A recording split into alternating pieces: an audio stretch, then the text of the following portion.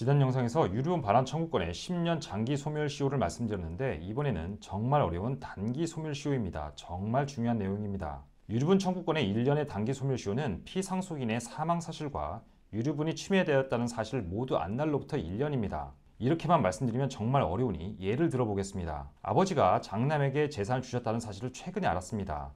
아버지는 아직 돌아가시지 않았습니다. 그럼 유류분 소송은 지금부터 1년 안에 해야 할까요? 아닙니다. 1년의 단기 소멸시효는 피상속인의 사망 사실과 유류분 침해 사실 모두 안 날로부터 시작합니다.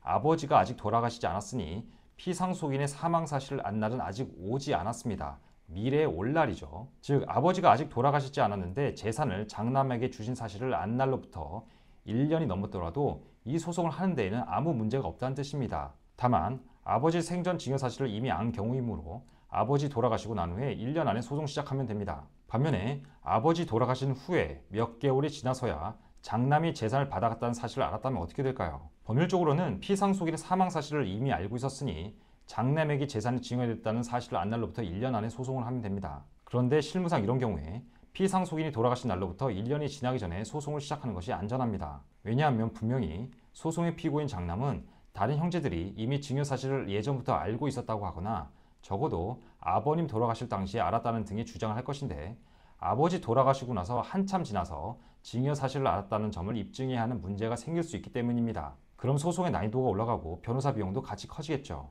그래서 이런 때는 굳이 증여 사실을 안 날로부터 1년이 지난 시점까지 소송을 고민할 것이 아니라 아버님 돌아가신 날로부터 1년이 지나기 전에 소송을 시작해서 불필요한 법률 부쟁을 만들지 않는 것이 좋겠습니다. 유류분 반환이란 제도가 피상속인이 한 증여나 유증을 사회 일부 취소하는 워낙 큰 효과가 있는 대신에 엄격한 기간 제한을 두고 있다는 점을 기억하셔야 합니다.